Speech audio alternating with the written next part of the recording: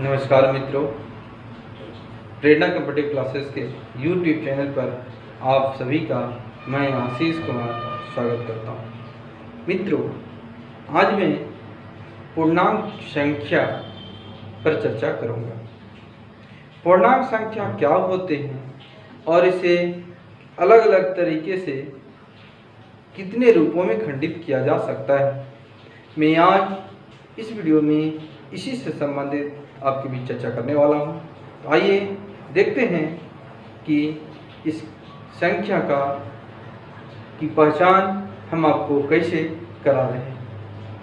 मित्रों, पूर्णांक को जानने से पूर्व आपको एक संख्या रेखा से अवगत कराना चाहूँगा। संख्या रेखा, जैसा कि आपको पता होगा, रेखा बिंदुओं का समुच्चय है और रेखा के दोनों सिरे खुले होते हैं। रेखा के दोनों सिरे खुले होते हैं, अर्थात संख्या रेखा संख्या से बनी एक रेखा है और संख्या रेखा में मध्य में 0 रखी जाती है। संख्या रेखा के दाईं ओर पॉजिटिव नंबर्स होते हैं, 1 2 3 4 इस तरह होते हुए अनंत तक चले जाते हैं। और संख्या रेखा के बाईं ओर -1 -2 -3 -4 ये भी अनंत तक जाते हैं, क्योंकि रेखा के दोनों सिरे खुले होते हैं, अर्थात उधर भी शून्य के दाईं ओर भी अनंत तक चले जाएंगे और शून्य के बाईं ओर भी अनंत तक चले जाएंगे। खासियत यह है कि शून्य के दाईं ओर जब जाते हैं तो केवल पॉजिटिव की ओर बढ़ते हैं, पॉजिटिव नंबर्स होते हैं, जबकि शून्य के बाईं ओर केवल निगेटिव नंबर्स होते हैं।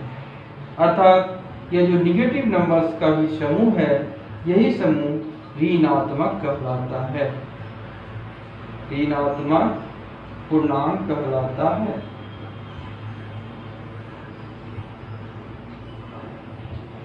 और 1 से लेकर अनंत तक का जो समूह है उस ओर, वही पॉजिटिव नंबर अर्थात धनात्मक पूर्णांक संख्या कहलाता है। अर्थात यह जो समूह है, यह समूह ही धनात्मक पूर्णांक संख्या positive numbers, positive integers numbers कहलाते हैं। पॉजिटिव इंटीजर्स नंबर्स कहलाएंगे और यह निगेटिव इंटीजर्स नंबर्स कहलाएंगे। और जो 0 बच गए, यह उदासीन पूर्णांक हैं। अर्थात 0 ना तो पॉजिटिव इंटीजर्स हैं और 0 ना ही निगेटिव इंटीजर्स हैं। तो आइए इसको समझने के बाद इसमें मूल रूप से यह बात ध्यान रखना है कि संख्या रेखा में मध्य में 0 होती है, 0 के दाईं ओर पॉजिटिव नंबर्स होते हैं, 0 के बाईं ओर निगेटिव नंबर्स होते हैं। 0 के जो दाईं ओर होते हैं पॉजिटिव नंबर्स का समूह ही पॉजिटिव इंटीजर्स नंबर्स कहलाते हैं, अर्थात धनात्मक पूर्णांक संख्या कही जाएंगे।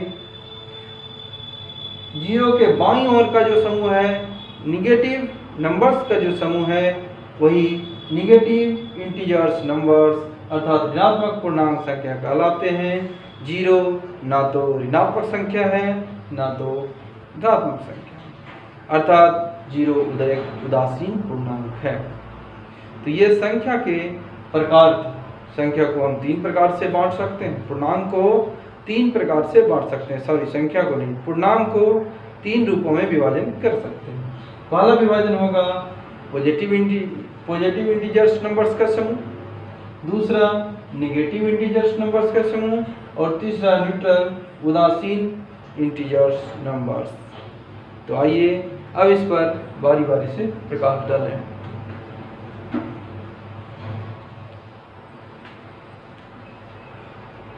पूर्णांक संख्याओं से कहेंगे मित्रों प्राकृतिक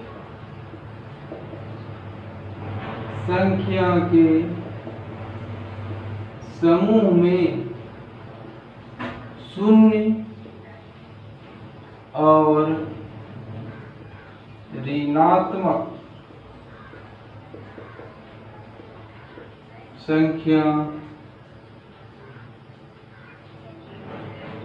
को मिलाने से बने बड़े समूह को पूर्णांक संख्या कहते हैं।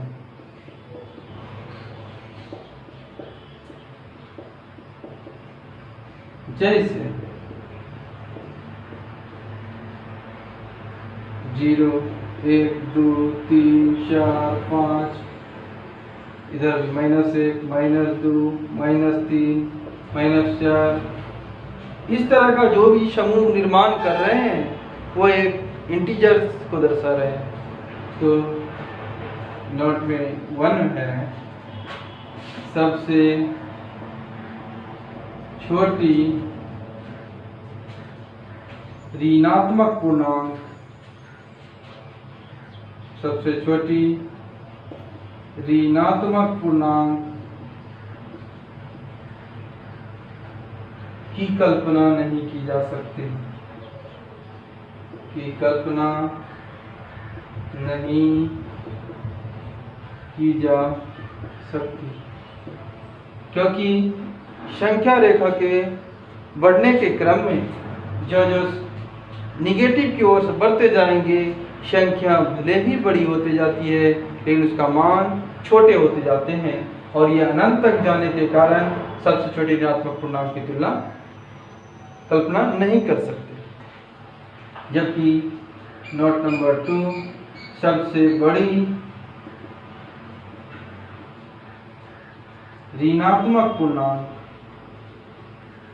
सबसे बड़ी ऋणात्मक पूर्णांक -1, सबसे बड़ी ऋणात्मक पूर्णांक -1 है, इससे बड़ी कोई ऋणात्मक पूर्णांक नहीं हो सकती। नोट नंबर 3 सबसे छोटी धनात्मक संख्या, धनात्मक पूर्णांक संख्या 1 है, सबसे छोटी धनात्मक पूर्णांक संख्या 1। मित्रों, सबसे छोटी धनात्मक पूर्णांक 1 है, बड़ी की कल्पना नहीं की जा सकती। इस तरह से और 0 एक पूर्णांक है, 0 एक पूर्णांक है। तो अब पूर्णांक के प्रकारों पर चर्चा करते हैं।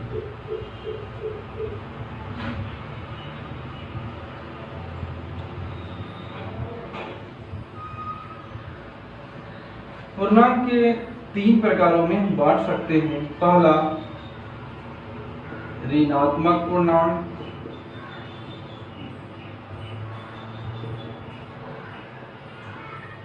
ऋणात्मक पूर्णांक,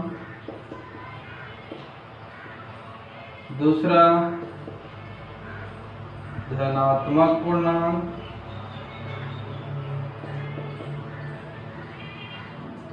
और तीसरा उदासीन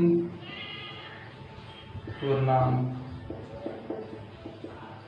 यही 3 प्रकार हैं। तो ऋणात्मक पूर्णांक में केवल ऋणात्मक संख्या होगी, जैसे -1, -2, -3, -4, ये ऋणात्मक पूर्णांक होंगे। धनात्मक पूर्णांक में केवल धनात्मक संख्या होंगे, 1, 2, 3, 4, 5, 6, ये भी अनंत तक जाएंगे। और उदासीन पूर्णांक 0 होते हैं। तो मित्रों, इस तरह से आप पूर्णांक को समझ चुके, पूर्णांक का विभाजन भी देखा। अब आपको इससे एक निष्कर्ष निकालना है कि धनात्मक संख्याओं में क्या हो सकते हैं ऋणात्मक संख्याओं में क्या हो सकते हैं और उदासीन पूर्णांक क्या होते हैं। आप ये समझने के बाद आप इससे निष्कर्ष निकाल सकते हैं।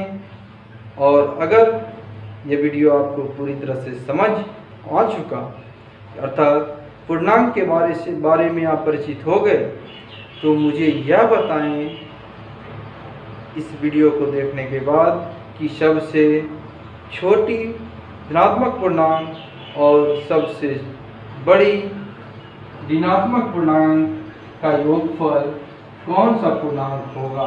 लिख दूं आज के प्रश्न में सबसे छोटी धनात्मक पूर्णांक एवं सबसे बड़ी सबसे बड़ी ऋणात्मक पूर्णांक का योगफल कौन सी पूर्णांक होगी। तो मित्रों, आप अपना उत्तर मुझे कमेंट के रूप में दें। मैं आशा करता हूँ कि इस वीडियो को आप पूरी तरह समझ चुके होंगे। धन्यवाद।